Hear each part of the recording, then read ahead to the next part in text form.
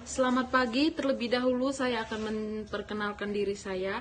Nama lengkap saya Angelina Feti Ayuni, NIM saya 18030303147. Saya mahasiswa Sosiologi Universitas Nusa Cendana, Fakultas Ilmu Sosial dan Ilmu Politik, angkatan tahun 2018. Di sini saya akan menjelaskan buku yang telah saya review, buku ketiga yang berjudul Hak Properti di Rusia Pasca Soviet. Yang pertama saya akan menjelaskan tentang kekerasan, korupsi, dan permintaan hukum. Efektivitas hak milik dan supremasi hukum secara lebih luas sering digambarkan sebagai tergantung terutama pada pasokan hukum, penguasaan institusi. Namun, pentingnya permintaan sektor swasta hukum sering diabaikan. Dalam buku ini mengembangkan kerangka ini seperti membongkar permintaan hukum di Rusia, membangun pintu masuk asli survei hadiah, serta wawancara ekstensi dengan pengacara, firma, dan swasta badan keamanan.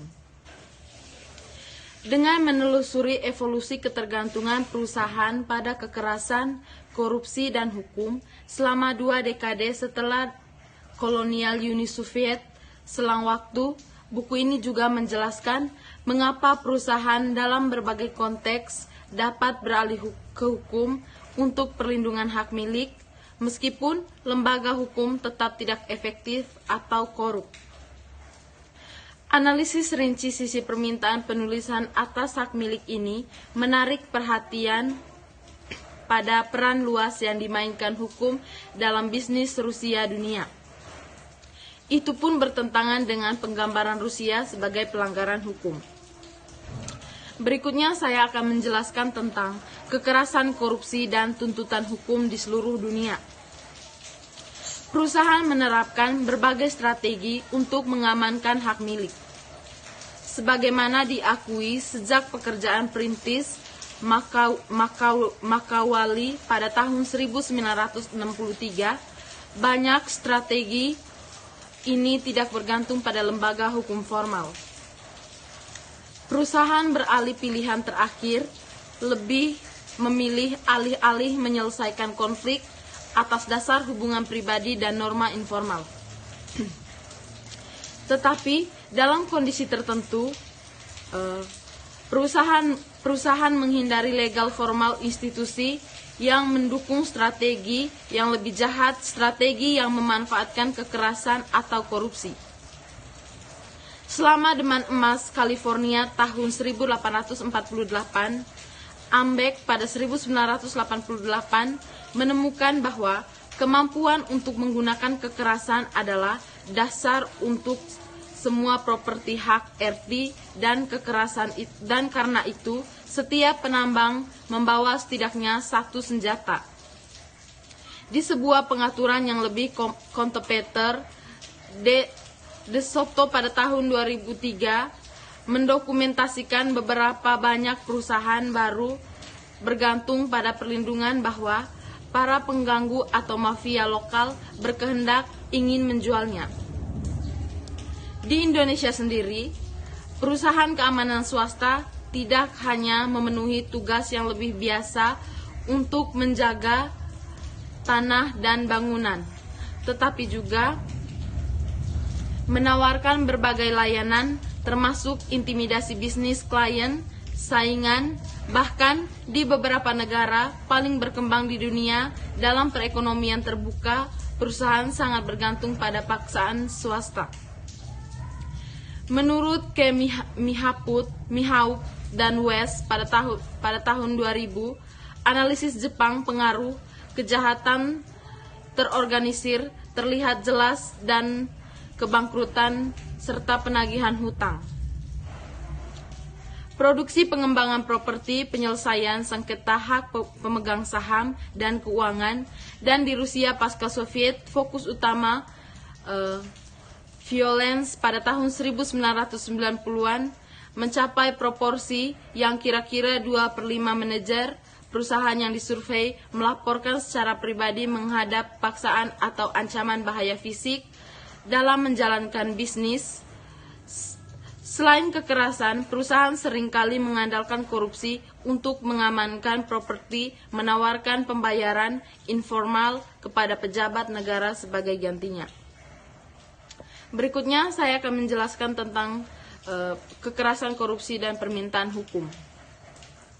Perlindungan atau untuk penggerebekan ilegal terhadap pesaing menemukan bukti di Cina tentang seluruh pemerintah yang menjelaskan kebijakan praktis dan prosedur operasi untuk mendukung perusahaan swasta masuk berbagai cara legalitas. Sementara itu, di Uganda, pejabat terpilih melayani menjadi dewan lokal, mengumpulkan biaya informal untuk menyelesaikan sengketa properti, meskipun ada upaya pemerintahan untuk memindahkan konflik tersebut ke dalam putusan pengadilan formal, lembaga Tory yang disediakan oleh negara Jerman pada tahun 2011. Berikutnya saya akan menjelaskan tentang argumen. Argumen dengan membawa peran perusahaan dalam pembangunan institusi yang efektif latar depan. Buku ini mengangkat ke arah yang sangat berbeda dari kebanyakan studi yang ada tentang hak milik. Ada kesepakatan luas di antara pembuatan kebijakan dan sarjana sama seperti lembaga untuk melindungi properti hak sangat penting untuk pembangunan ekonomi dan kesejahteraan masyarakat. Hak milik bagaimanapun berusaha untuk memahami keamanan properti dengan menganalisis kondisi di mana para penguasa dan pemerintah mengembangkan lembaga yang efektif. Lembaga hukum formal adalah suatu keharusan, tetapi seringkali tidak cukup kondisi bagi perusahaan untuk beralih dari paksaan ke hukum. Akibatnya memang pemahaman tentang keamanan hak milik juga membutuhkan pemahaman yang lebih dalam pemahaman tentang kondisi di mana perusahaan bersedia untuk menggunakan lembaga hukum formal. Suatu masalah kadang-kadang disebut sebagai sektor swasta permintaan untuk hukum yang dikemukakan oleh Pistor pada tahun 1996 dan Handley pada tahun 1999. Buku ini pun menawarkan teori permintaan institusional dan kerangka kerja yang mengintegrasikan keamanan sisi penawaran dan permintaan dari properti. Yang pertama, saya berpendapat bahwa kelangkaan kapasitas hukum negara dapat menghambat penggunaan perusahaan hukum. Peningkatan kapasitas seringkali meningkatkan kemauan perusahaan untuk memanfaatkan lembaga hukum formal. Pasukan kelembagaan, dengan kata lain, tidak secara otomatis menciptakan tuntutan kelembagaan. Komponen pertama ini, argumen saya dibangun di atas studi oleh Pistor 1996 dan Handley pada tahun 1997 dan 1999, yang meletakkan dasar untuk menganalisis mengapa aktor swasta dapat melakukannya atau menahan diri untuk tidak menggunakan lembaga hukum. Berikutnya, memajukan pekerjaan dasar mereka. Dalam buku ini juga telah diuraikan kondisi di mana perusahaan-perusahaan yang beralih ke hukum secara khusus. Ia menekankan bahwa peningkatan ketergantungan lembaga pada hukum formal sering terjadi tanpa adanya peningkatan kapasitas hukum negara. Berikutnya adalah kontribusi. Beralih ke hukum prevalensi, hambatan sisi permintaan untuk menggunakan hukum formal, lembaga dan efektivitas strategi ilegal untuk mengamankan properti. Hambatan sisi permintaan adalah perilaku atau keyakinan di tingkat perusahaan dan individu yang mengarahkan aktor tersebut untuk menghindari lembaga formal. Berikutnya saya akan menjelaskan kasus Paka Soviet di Rusia. Periode di mana Rusia sedang mengalami transformasi dramatis dari ekonomi komando sosialis ke ekonomi pasar penawaran khusus. Sangat mencerahkan wawasan tentang permintaan kelembagaan. Beberapa negara memiliki dan menyaksikan berbagai macam strategi perusahaan untuk mengamankan properti, terutama dalam kurun waktu 2 dekade yang padat. Rentang strategi ini menyediakan bahan subur untuk menghasilkan hipotesis tentang kapan perusahaan beralih ke lembaga hukum formal. Dan ketika perusahaan melakukan kekerasan atau korupsi di semua pasar, perusahaan menghadapi berbagai tantangan terkait menegakkan kontrak dan melindungi properti. Pemasok melanggar persyaratan kontrak, pembeli gagal melakukan pembayaran tepat waktu. Mitra pendiri perusahaan terlibat dalam sengketa kepemilikan. Pemilik minoritas di perusahaan kontens pelanggaran hak pemegang saham mereka. Pejabat dan peraturan pajak otoritas Tori mengeluarkan keputusan yang melanggar atau mendapatkan perusahaan atau mendevaluasi aset perusahaan. Tetapi, sementara konflik yang terkait dengan kontrak hak milik adalah sebuah bagian tak terelakkan dari transaksi pasar, dan sifat perselisihan tersebut sering telah mengambil bentuk ekstrim di Rusia pasca Soviet pada tahun 1994. Kementerian Dalam Negeri mencatat lebih dari 500 pembunuh kontrak itu, sebagian besar melibatkan sengketa komersial pada tahun 1998. Dan pada tahun 1996, satu survei terhadap pemilik toko Rusia mengungkapkan bahwa lebih dari setengahnya para responden baru-baru ini menghadapi serangan pemerasan mafia.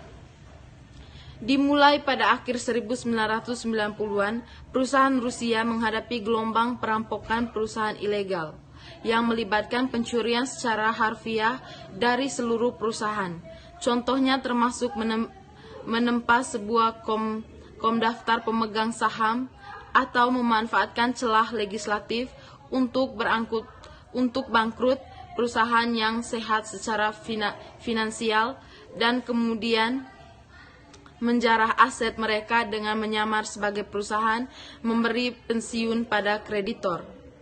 Sedangkan dari pertengahan 2000-an dan seterusnya, tak terhitung jumlahnya, pengusaha menghadapi penangkapan atas tuduhan palsu sebagai penegak hukum pejabat, bertindak atas nama mereka sendiri atau atas nama membayar pribadi klien, berusaha untuk memperoleh aset perusahaan dengan harga di bawah pasar atau menghilangkannya persaingan klien mereka.